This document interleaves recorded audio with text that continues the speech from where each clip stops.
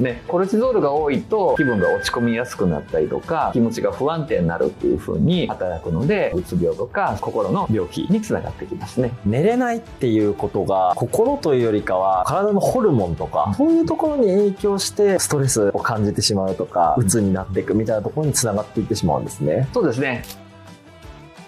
先ほど言ったコルチゾールだけじゃなくてセロトニンとかメラトニンとかそういうホルモンも睡眠とうつに密接に関係してますので、その辺